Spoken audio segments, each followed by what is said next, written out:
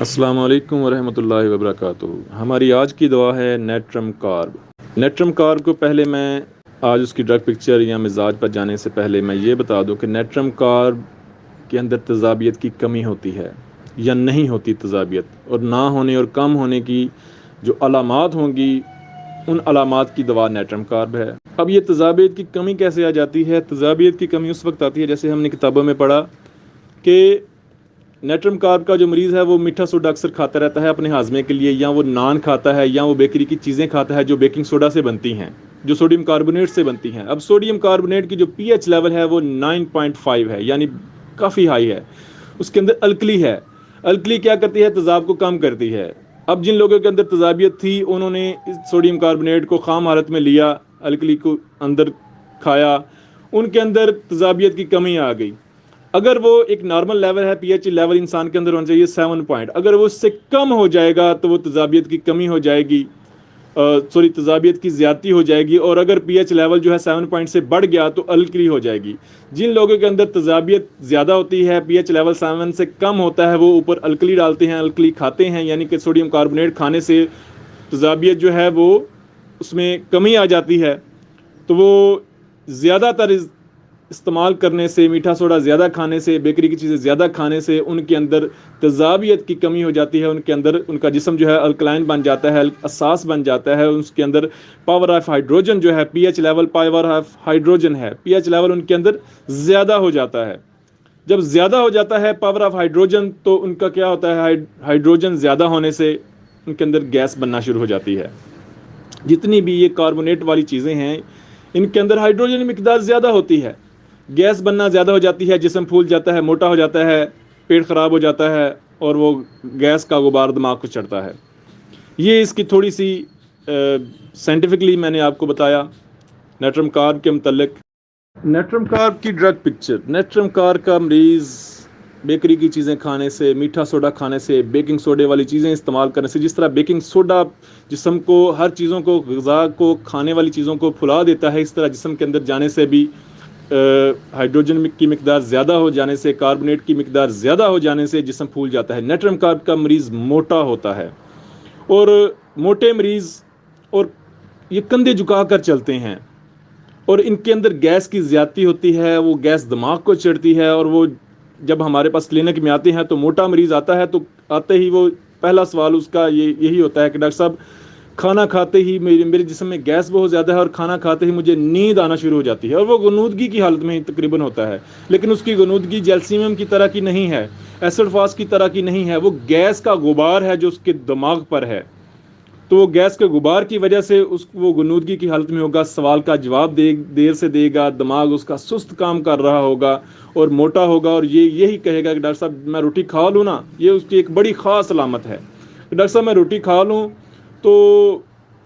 کافی دیر کے بعد روٹی کھا لوں تو 2 گھنٹے تک مجھے پھر نیند آتی رہتی ہے، غنودگی رہتی ہے، جیسے جیسے غذا ہضم ہوتی ہے پھر میں فریش ہوتا ہوں۔ 6 گھنٹے جب گزر جاتے ہیں مجھے بھوک لگتی ہے تو میں فریش ہو جاتا ہوں، روٹی کھا لوں تو مجھے نیند آنا شروع ہو جاتی ہے۔ تو اس طرح کی باتیں وہ کرے گا کہ روٹی کھانے سے مجھے غنودگی رہتی ہے، میرے دل کرتا ہے میں سو جاؤں۔ نیٹرم کارب کی خاص علامات یہی ہیں کہ نیٹرم کارب کے اندر دماغ کی سستی ہے، گیس کے غبار کی وجہ سے، سردی اور گرمی سے بہت زیادہ حساس ہوتا ہے، اور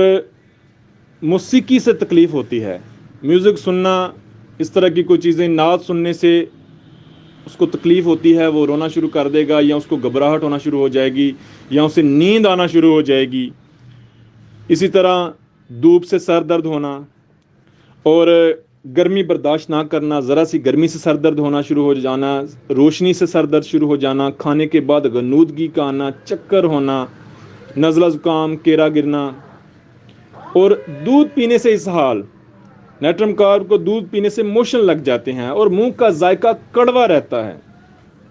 ڈکاریں بہت زیادہ آتی ہیں گیس کی وجہ سے، میٹھے سوڈے کی وجہ سے، زیادہ استعمال کرنے کی وجہ سے، اور لیکوریا، بانجھ پن، جسم کے اندر ہوا بادی زیادہ ہونے کی وجہ سے اس کے جسم کے اندر جوڑ جو ہیں، اس کے پٹھے جو ہیں وہ ڈھیلے ہوتے ہیں، آسانی سے اسے موچ آ جاتی ہے، جسم کے اندر طاقت نہیں رہتی، زیادہ دیر کھڑا نہیں رہ سکتا، جوڑ اور پٹھے اس کے کام نہیں کرتے، اور جلد جو ہے وہ باہر سے سکن خشک ہوتی ہے۔ اور ایک بہت بڑی خاص علامت ہے، میٹھی چیز کھانے سے اس کے دانت درد ہوتا ہے، یہ اس کی بہت بڑی علامت ہے۔ یہ بھی ہمیں اکثر پیشنٹ بتاتے ہیں جی میٹھا کھانے سے ہمیں دانت درد ہوتی ہے، اس کی دوا نیٹرم کارب ہے۔ نیٹرم کارب کی خاص علامات یہی ہیں کہ نیٹرم کارب کے اندر دماغ کی سستی ہے، گیس کے غبار کی وجہ سے، سردی اور گرمی سے بہت زیادہ حساس ہوتا ہے، اور موسیقی سے تکلیف ہوتی ہے، میوزک سننا، اس طرح کی کوئی چیزیں، نعت سننے سے اس کو تکلیف ہوتی ہے، وہ رونا شروع کر دے گا، یا اس کو گھبراہٹ ہونا شروع ہو جائے گی، یا اسے نیند آنا شروع ہو جائے گی۔ اسی طرح دھوپ سے سر درد ہونا، اور گرمی برداشت نہ کرنا، ذرا سی گرمی سے سر درد ہونا شروع ہو جانا، روشنی سے سر درد شروع ہو جانا، کھانے کے بعد غنودگی کا آنا، چکر ہونا، نزلہ زکام، کیرا گرنا، اور دودھ پینے سے اسہال۔ نیٹرم کارب کو دودھ پینے سے موشن لگ جاتے ہیں اور منہ کا ذائقہ کڑوا رہتا ہے، ڈکاریں بہت زیادہ آتی ہیں گیس کی وجہ سے، میٹھے سوڈے کی وجہ سے، زیادہ استعمال کرنے کی وجہ سے، اور لیکوریا، بانجھ پن، جسم کے اندر ہوا بادی زیادہ ہونے کی وجہ سے اس کے جسم کے اندر جوڑ جو ہیں، اس کے پٹھے جو ہیں وہ ڈھیلے ہوتے ہیں، آسانی سے اسے موچ آ جاتی ہے، جسم کے اندر طاقت نہیں رہتی، زیادہ دیر کھڑا نہیں رہ سکتا، جوڑ اور پٹھے اس کے کام نہیں کرتے، اور جلد جو ہے وہ باہر سے سکن خشک ہوتی ہے۔ اور ایک بہت بڑی خاص علامت ہے،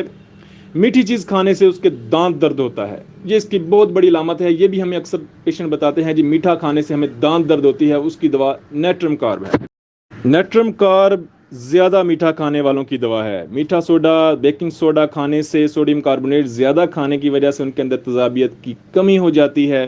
کیونکہ یہ ایک الکلی ہے میٹھا سوڈا، جس کی وجہ سے اس سے پیدا ہونے والی جتنی بھی علامات ہیں وہ